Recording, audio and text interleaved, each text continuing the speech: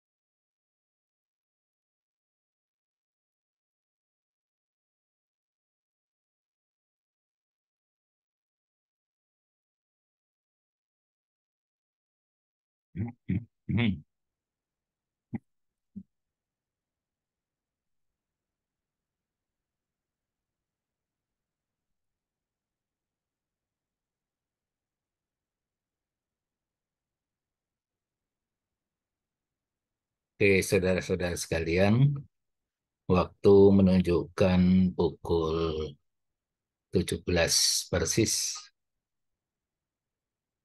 2 menit lagi ya kita akan mulai perkuliahan kita.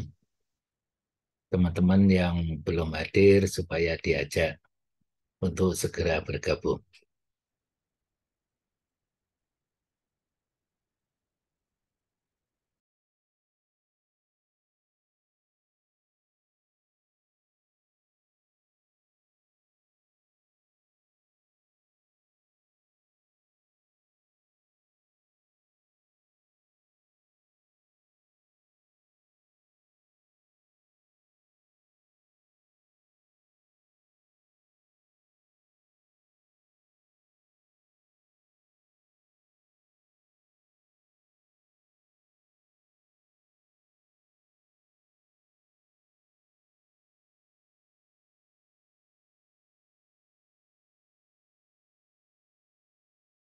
Mau tidur aku. Mau tidur. Enggak, pulang. Bukan ini hukum perkawinan. Pernikahan. Kawin.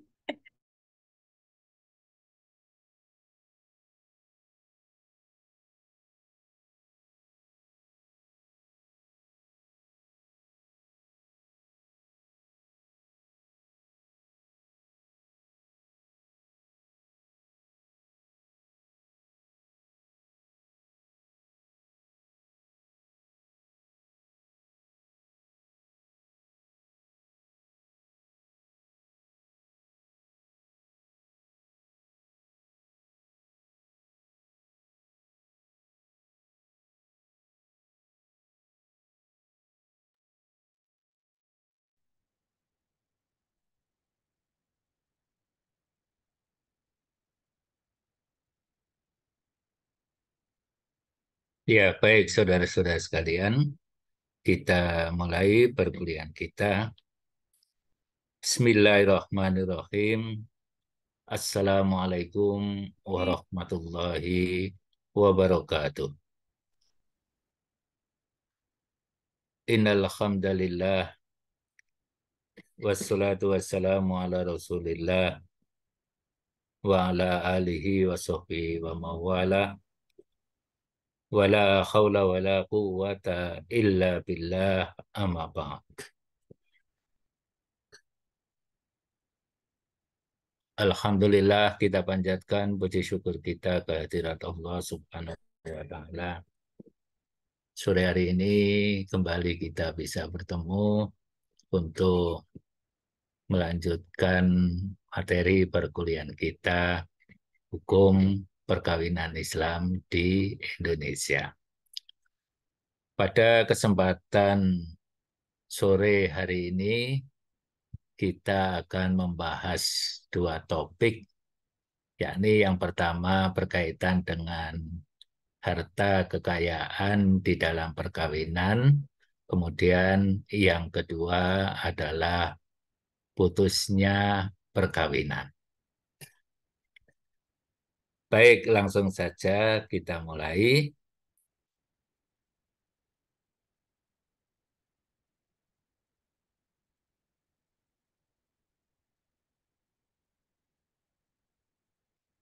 Tentang harta kekayaan di dalam perkawinan.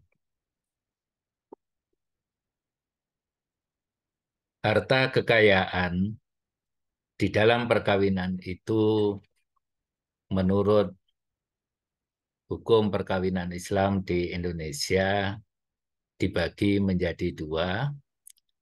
Yang pertama adalah harta bawaan dan yang kedua adalah harta bersama.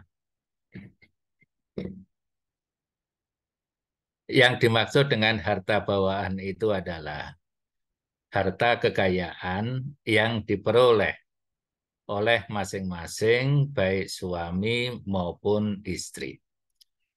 Harta itu bisa berasal dari hadiah, dari warisan, dan lain sebagainya.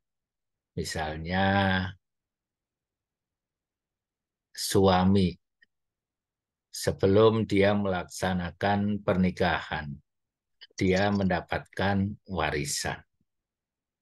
Maka warisan dari orang tuanya, warisan dari siapapun itu akan menjadi harta bawaan. Atau nanti setelah melakukan perkawinan pun harta warisan itu dianggap sebagai harta bawaan.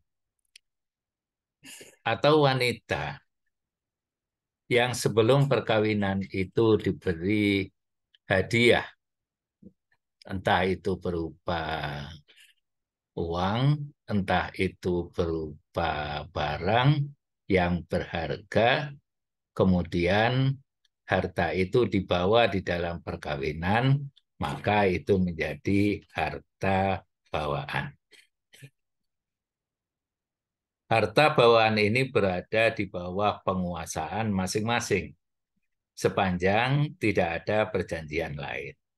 Jadi apa yang dibawa oleh suami maupun istri, itu berada di bawah penguasaan masing-masing. Suami berhak untuk melakukan apapun yang menjadi harta bawaannya. Demikian juga istri berhak untuk melakukan perbuatan hukum secara pribadi terhadap harta bawaan yang dibawa di dalam perkawinan. Sepanjang tidak ada perjanjian lain. Sepanjang tidak ada perjanjian perkawinan yang mengatakan bahwa mungkin misalnya semua harta bawaan itu akan dijadikan satu, ya, menjadi harta bersama. Tidak ada perjanjian seperti itu. Maka harta bawaan itu berada di bawah penguasaan masing-masing. Suami istri, suami atau istri mempunyai hak sepenuhnya untuk melakukan perbuatan hukum atas hartanya tersebut. Jadi yang suami juga memiliki hak untuk melakukan perbuatan hukum atas hartanya, baik harta yang diperoleh melalui hadiah, melalui hibah, sedekah, wakaf, dan lain sebagainya. Demikian juga sang istri.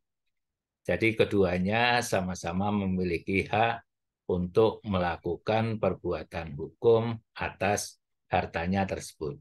Harta itu mau dihadiahkan, ya, mau dihibahkan, mau disedekahkan, atau mau diwakafkan, terserah ya kepada pemiliknya. Itu yang berkaitan dengan harta bawaan. Kemudian harta bersama. Yang dimaksud dengan harta bersama itu adalah harta kekayaan yang diperoleh selama perkawinan. Maka begitu seorang laki-laki menikah dengan seorang perempuan, harta yang diperoleh setelah pelaksanaan perkawinan itu menjadi harta bersama. Harta bersama ini bisa diperoleh dari suami maupun dari istri. Misalnya suaminya bekerja atau istrinya bekerja. Meskipun salah satunya mungkin tidak bekerja. Jadi misalnya seorang laki-laki menikah dengan seorang wanita. Menjadi suami istri, sang suami bekerja, dan istrinya menjadi ibu rumah tangga. Maka segala apa yang didapat oleh suaminya itu menjadi harta bersama, meskipun istrinya itu tidak bekerja. Atau mungkin, ya, mungkin sebaliknya, ada istri yang bekerja sebagai TKW misalnya, sedangkan suaminya tidak bekerja di rumah, merawat anak, dan lain sebagainya. Ya, maka harta yang diperoleh oleh istri itu juga menjadi harta bersama. Nah, harta di sini bisa berupa aktiva, aset-aset yang dimiliki. Bisa berupa tanah, tabungan, ya, dan lain sebagainya, maupun yang bersifat pasifa, hutang. Itu juga bisa menjadi harta bersama. Jadi hutang yang dilakukan setelah perkawinan, ya, dan diketahui disetujui bersama, itu menjadi hutang bersama. Termasuk harta bersama itu adalah asuransi dan kredit yang belum lunas. Jadi itu menjadi harta bersama. Kemudian macam-macam harta. Harta juga bisa digolongkan menjadi harta berwujud dan harta yang tidak berwujud. Harta yang berwujud itu adalah harta yang bergerak. Harta bergerak itu ya seperti mobil, ya rumah, itu adalah harta bergerak. Emas dan lain sebagainya. Sedangkan harta yang tidak bergerak itu berupa tanah. Ya, itu merupakan harta yang tidak bergerak. Kemudian harta yang tidak berwujud itu merupakan hak dan kewajiban. Nah, di sini dikatakan bahwa suami itu bertanggung jawab terhadap harta bersama, hartanya istri, maupun hartanya sendiri. Suami sebagai kepala keluarga, dia bertanggung jawab terhadap harta bersama yang dimiliki oleh suami istri, kemudian harta istri. Dalam arti dia bertanggung jawab untuk menjaga maupun hartanya sendiri. Sedangkan istri itu bertanggung jawab terhadap harta bersama maupun harta suami yang ada padanya. Harta suami ya yang ada pada istri itu harus dijaga dengan baik. Harta bersama itu bisa dijadikan sebagai jaminan oleh salah satu pihak atas persetujuan pihak yang lain. Misalnya suami istri itu mengajukan atau suami itu mengajukan hutang ke bank. Maka rumah Misalnya, yang menjadi harta bersama itu bisa dijadikan jaminan ya oleh salah satu pihak. Akan tetapi tentu ya itu atas persetujuan keduanya. Suami istri tidak boleh menjual atau memindahkan harta bersama tanpa persetujuan dari pihak lain. Suami misalnya ya yang rumah itu merupakan harta bersama, dia tidak bisa menjual secara pribadi ya tanpa sepengetahuan dan persetujuan istri. Pokoknya semua harta bersama itu tidak boleh dijual kecuali dengan persetujuan pihak yang lain. Nah, tanggung jawab hutang suami atau istri itu dibebankan kepada harta masing-masing. Jadi apabila suami secara pribadi itu berhutang kepada seseorang, maka yang menanggung hutang itu adalah suami tersebut. Dan itu dibebankan kepada harta suami, harta bawaan dari suami. Demikian juga ketika istri itu secara pribadi meminjam, ya, meminjam atau hutang kepada orang lain, maka beban hutang itu dibebankan kepada harta istri. Nah, tanggung jawab hutang untuk kepentingan keluarga. Kalau suami istri atau suami atau istri itu hutang untuk kepentingan keluarga, misalnya berkaitan dengan pendidikan anak, maka tanggung jawab hutang itu dibebankan kepada harta bersama. Karena kepentingan keluarga itu adalah tanggung jawab bersama dari suami istri. Kemudian saudara-saudara sekalian, apabila terjadi perselisihan antara suami istri tentang harta bersama, maka penyelesaiannya diajukan ke pengadilan agama. Bila ada ketidakcocokan, ya perselisihan antara suami istri berkaitan dengan harta bersama, maka penyelesaian terhadap harta bersama itu diajukan ke pengadilan agama.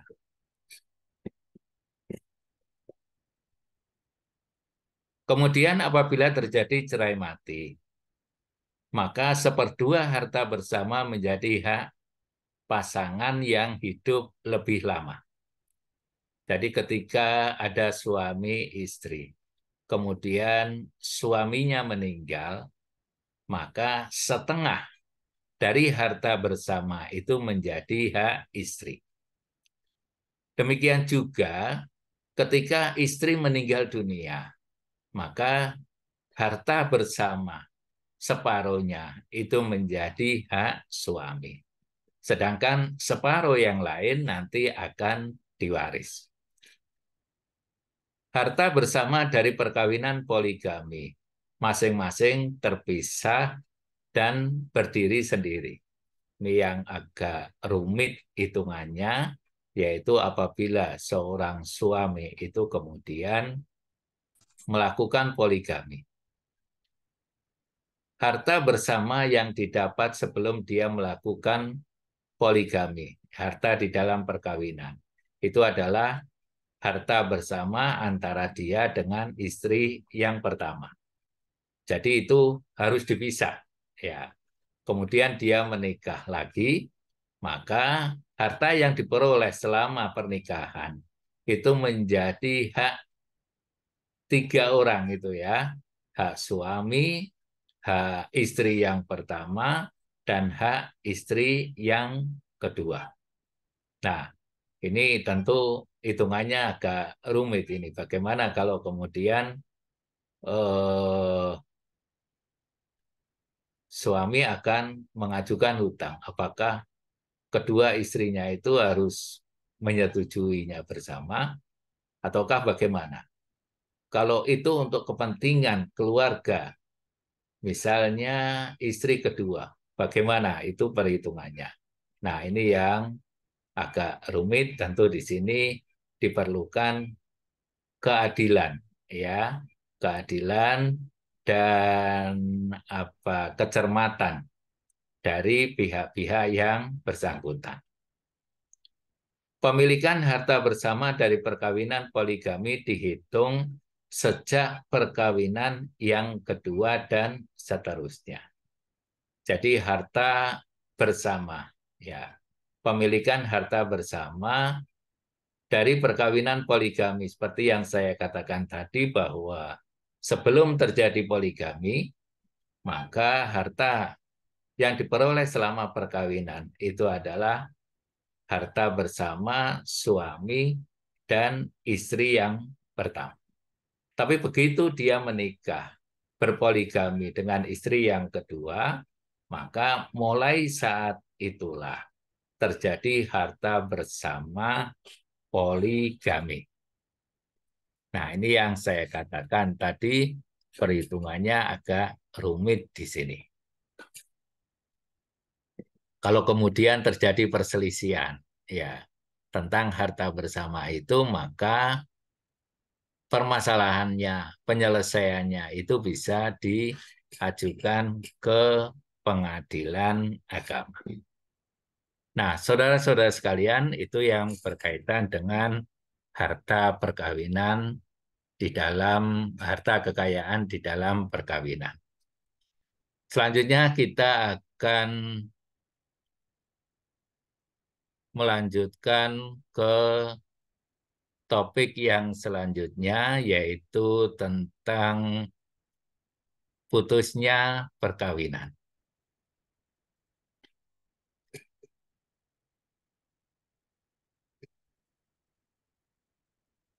Saudara-saudara sekalian, tujuan perkawinan itu tidak lain adalah untuk mewujudkan keluarga yang bahagia, yang kekal abadi, diusahakan sampai salah seorang di antara suami istri itu meninggal sampai akhir hayat, dan di dalam kehidupan rumah tangganya itu tercapai kehidupan rumah tangga yang sakinah, mawaddah, warohmah. Akan tetapi seringkali atau kadang harapan yang demikian mulia itu tidak sesuai dengan kenyataan. Memang saudara-saudara sekalian, tidak mudah menyatukan dua kepribadian yang berbeda di dalam satu kehidupan rumah tangga. Suami pasti memiliki karakter dan sifat sendiri. Demikian juga istri. Barangkali mempunyai karakter dan sifat yang itu sulit untuk disatukan dengan karakter dan sifat suami. Maka disinilah kemudian muncul konflik, muncul perselisihan, muncul pertengkaran, dan lain sebagainya. Nah, kalau konflik-konflik yang terjadi, perselisihan yang terjadi di dalam kehidupan rumah tangga, itu tidak dihadapi dengan kesabaran dan kearifan, kebijaksanaan, maka bisa jadi yang kemudian terjadi adalah perceraian. Tentu perceraian ini merupakan sesuatu yang sangat-sangat tidak diharapkan di dalam kehidupan rumah tangga. Nah, Islam sangat menaruh perhatian pada keutuhan rumah tangga. Bagaimana menjaga rumah tangga itu bisa tetap utuh.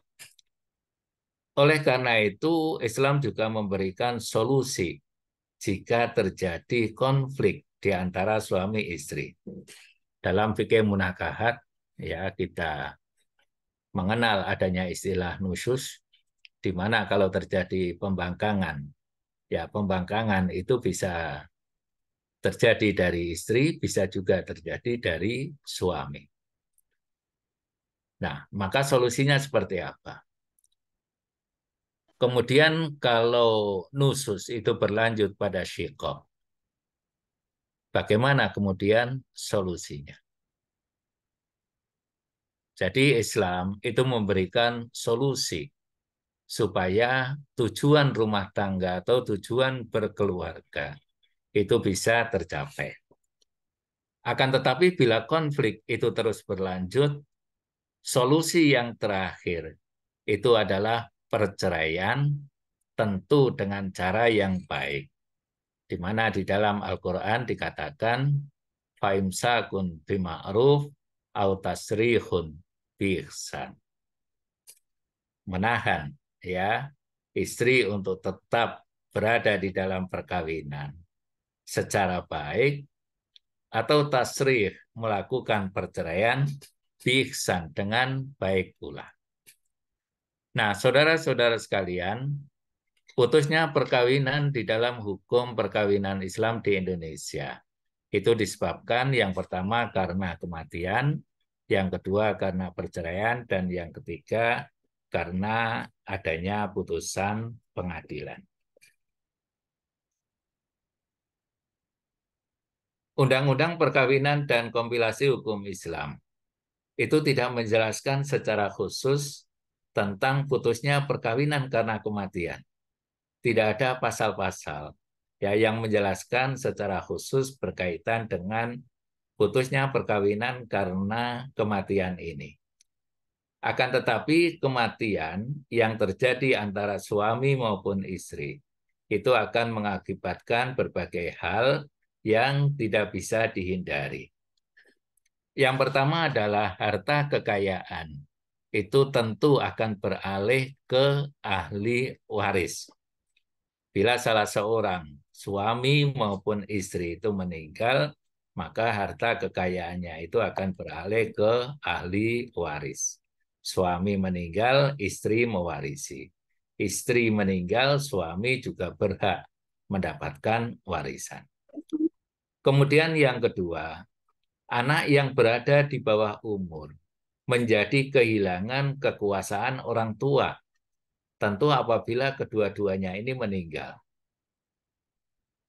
Kalau salah satu meninggal, misalnya ayahnya meninggal, tentu kekuasaan terhadap anak itu akan jatuh kepada sang istri atau ibunya.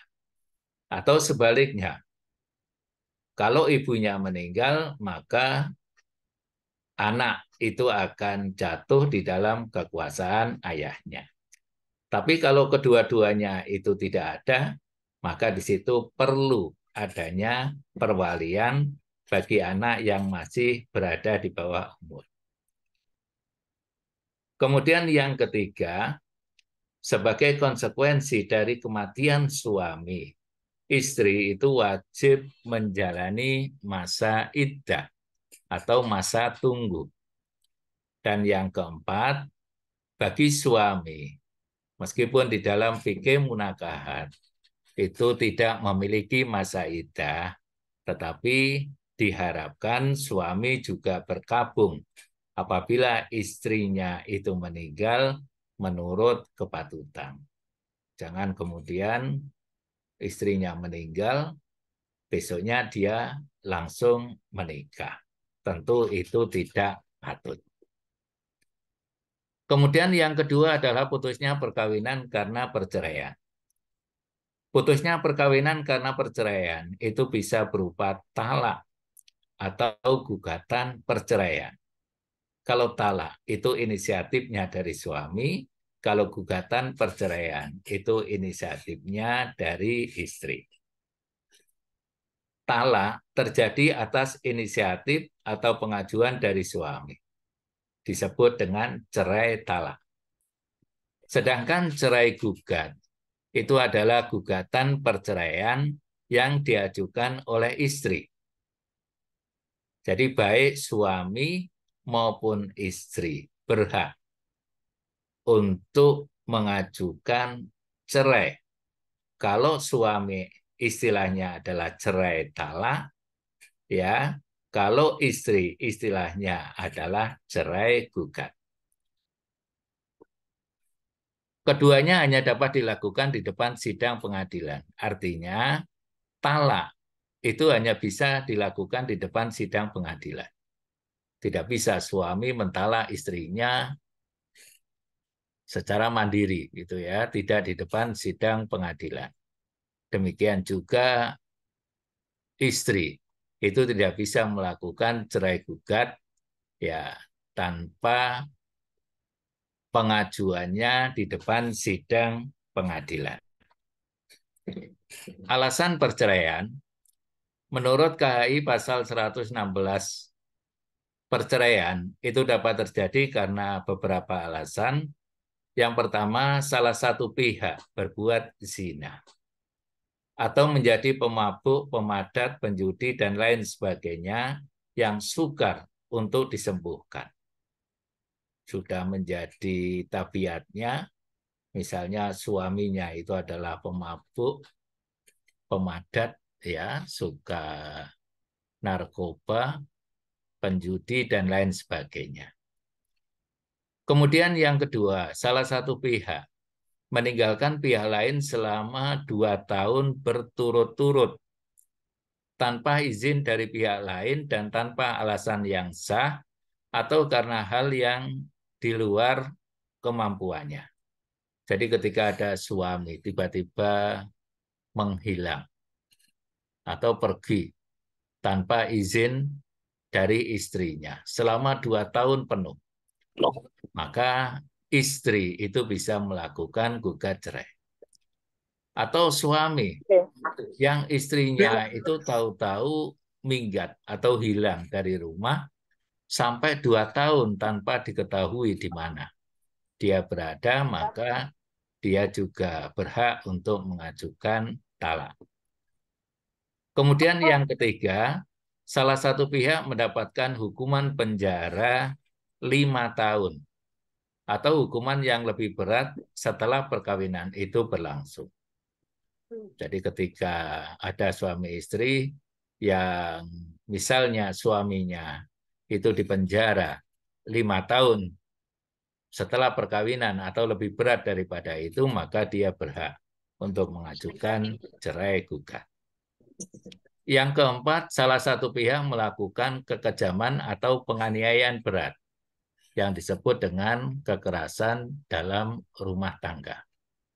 Itu juga berhak untuk mengajukan perceraian. Yang kelima, salah satu pihak mendapatkan cacat badan atau penyakit dengan akibat tidak dapat menjalankan kewajibannya baik sebagai suami atau istri. Jadi ada cacat badan atau penyakit yang itu mengakibatkan dia tidak bisa melaksanakan kewajibannya sebagai suami atau istri. Lalu yang keenam, antara suami dan istri itu terus-menerus terjadi perselisihan dan pertengkaran yang tidak ada harapan akan hidup rukun lagi di dalam sebuah rumah tangga.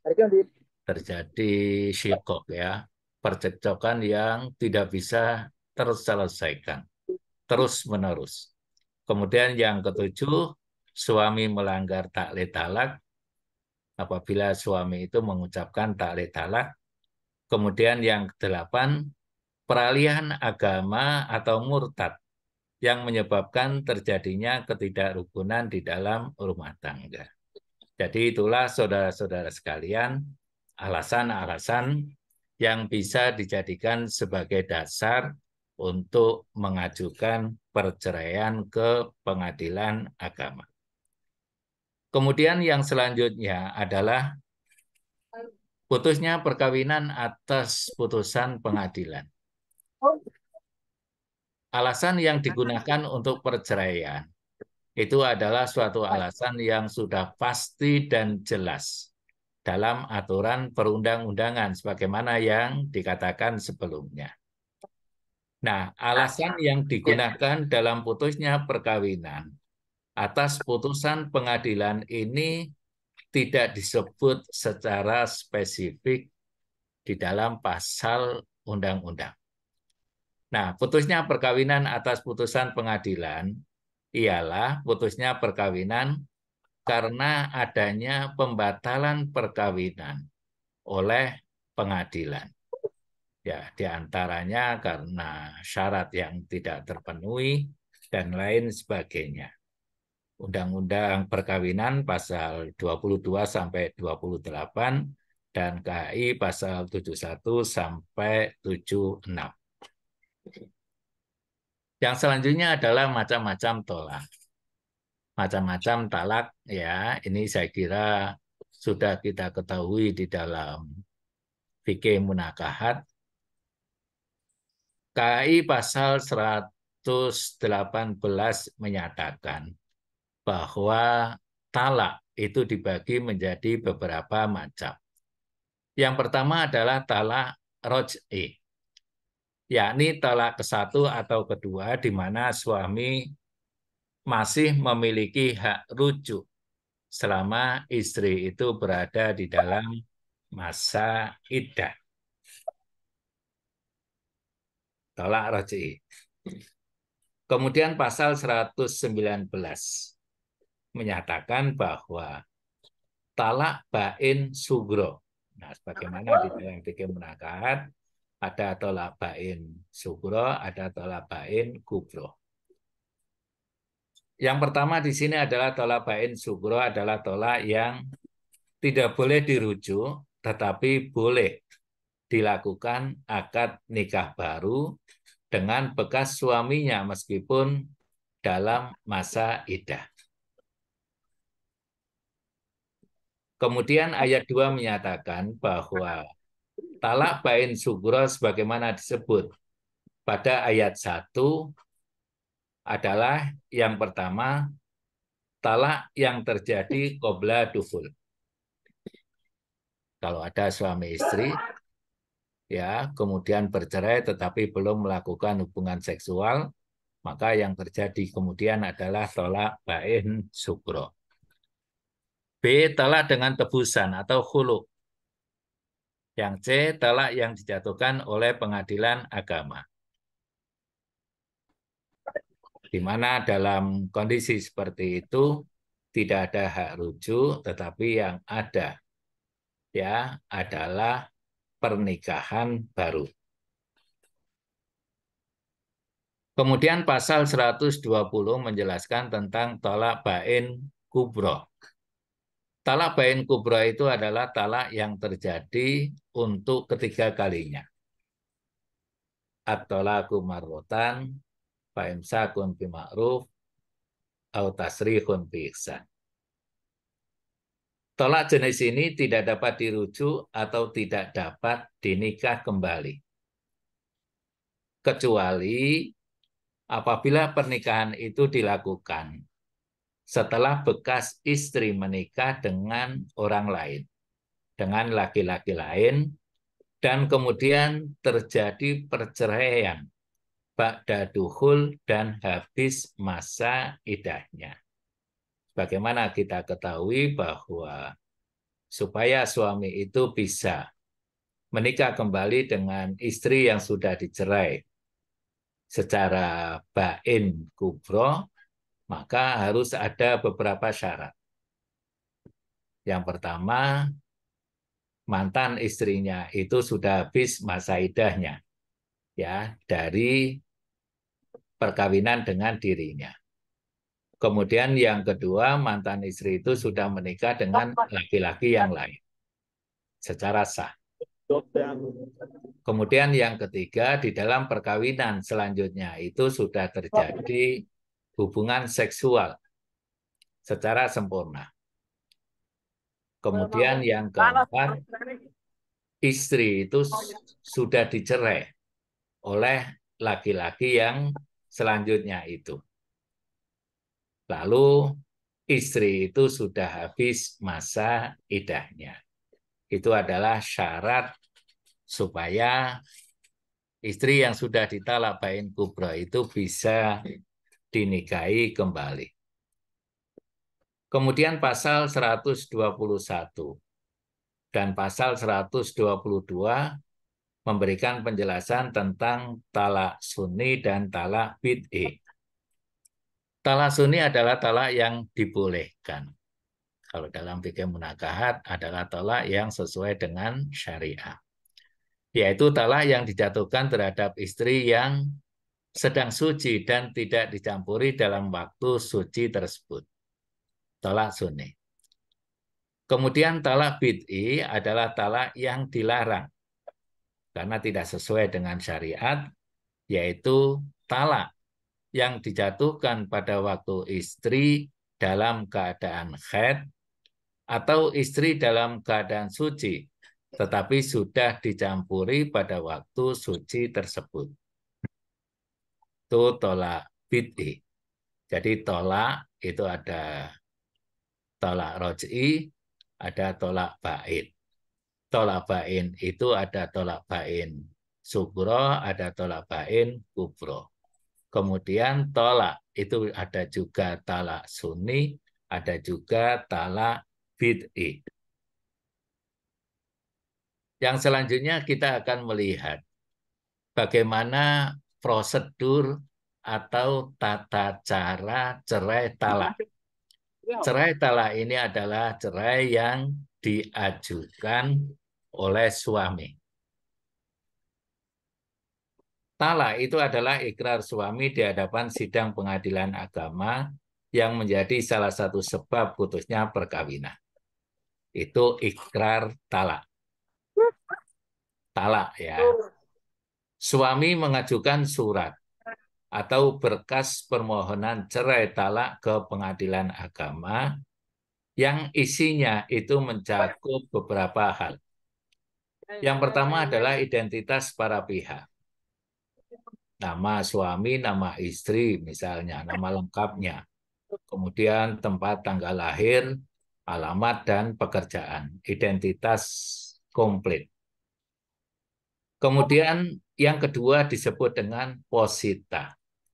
Posita ini dikenal dengan istilah fundamentum petendi, yakni dasar permohonan yang berisi uraian kejadian. Sejak nikah sampai posisi yang terakhir. Dia menikah kapan, kemudian punya anak, ya, anak berapa, kemudian sejak kapan terjadi perselisihan, percekcokan, sampai yang terakhir itu seperti apa. Dan uraian tentang hukum atau rechtsgronden, yakni hukum yang menjadi dasar yuridis. Nah, jadi setelah diuraikan kejadiannya, kemudian ditunjukkan juga tentang hukum yang menjadi dasar yuridis dari pengajuan perceraian tadi. Misalnya berkaitan dengan KHI atau Undang-Undang Perkawinan. Kemudian alasan pengajuan talak, yaitu KHI pasal 116 yang bersifat alternatif. Satu alasan itu sudah cukup. Misalnya istri memiliki penyakit yang tidak dapat disembuhkan. Atau istri tidak dapat melahirkan anak.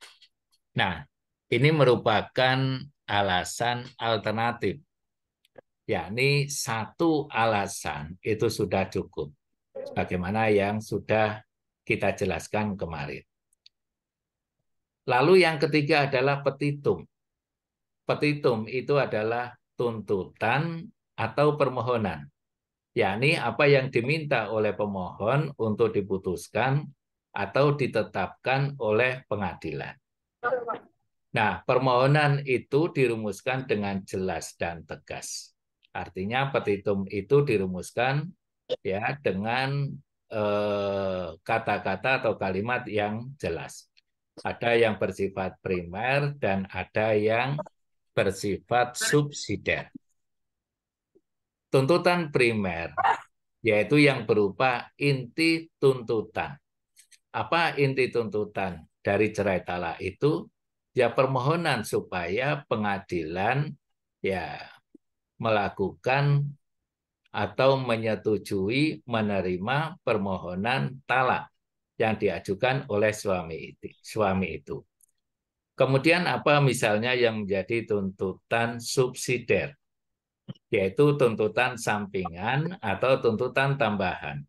Misalnya berkaitan dengan pemeliharaan anak, supaya anak itu bisa diasuh oleh suami dan lain sebagainya. Nah, kemudian setelah permohonan itu diajukan ke pengadilan agama, maka kemudian yang terjadi adalah pemeriksaan permohonan atau persidangan. Persidangan dilakukan selambat-lambatnya 30 hari setelah surat permohonan itu didaftarkan di kepanitraan. Jadi paling lama 1 bulan. Pemeriksaan permohonan cerai dilakukan dalam sidang tertutup. Ya, karena ini merupakan sesuatu yang sensitif, maka dilakukan di dalam sidang tertutup untuk umum. Pengadilan menetapkan permohonan itu dikabulkan bila disimpulkan dua belah pihak itu tidak mungkin didamaikan dan telah cukup alasan perceraian. Jadi permohonan itu dikabulkan bila hakim menyimpulkan ya bahwa suami istri itu tidak mungkin didamaikan dan juga telah cukup alasan untuk terjadinya perceraian. Nah, terhadap penetapan dikabulkan, istri itu bisa mengajukan banding. Bisa mengajukan banding ke Pengadilan Tinggi Agama. Setelah penetapan memperoleh kekuatan hukum yang tetap, misalnya istri tidak mengajukan banding, ya kemudian penetapan itu memperoleh kekuatan hukum yang tetap, pengadilan akan menentukan hari sidang penyaksian ikrar talak. Nah, pengucapan ikrar talak itu dilakukan di dalam suatu akta otentik di dalam sidang tersebut. Jadi harus ada sidang untuk ikrar talak, di mana kemudian di situ dicatat ya dalam akta yang otentik. Jika termohon atau wakilnya tidak hadir, padahal sudah dipanggil secara patut, maka ikrar itu tetap diucapkan. Tapi jika pemohon dalam waktu 6 bulan, sejak ditetapkan hari sidang penyaksian ikrar talak, dia tidak hadir, maka gugurlah penetapan tersebut. Gugurlah penetapan tentang perceraian itu. Dan perceraian tidak dapat diajukan lagi berdasarkan alasan yang sama. Nah, setelah diucapkan ikrar talak, maka perkawinan itu putus dan tidak bisa dimintakan banding atau kasasi. Itu berkaitan dengan cerai talak. Kemudian tata cara cerai gugat. Sekarang yang mengajukan gugatan perceraian itu adalah istri. Gugatan perceraian atau cerai gugat itu diajukan oleh istri. Istri mengajukan surat atau berkas gugatan cerai ke pengadilan agama yang mencakup hampir sama dengan tadi, yaitu identitas para pihak. Identitas suaminya dan identitas dirinya. Kemudian yang kedua adalah posita, uraian kejadian tentang peristiwanya, ya, uraian tentang hukum dan alasan gugatan. Dan kemudian yang ketiga itu adalah petitum, ya, apa yang diminta, apa yang diinginkan untuk ditetapkan oleh pengadilan agama. Nah, contoh isi petitum misalnya supaya pengadilan itu menerima dan mengabulkan gugatan. Artinya supaya terjadi perceraian. atau menyatakan perkawinan itu putus, atau menghukum tergugat untuk membayar nafkah iddah, ya.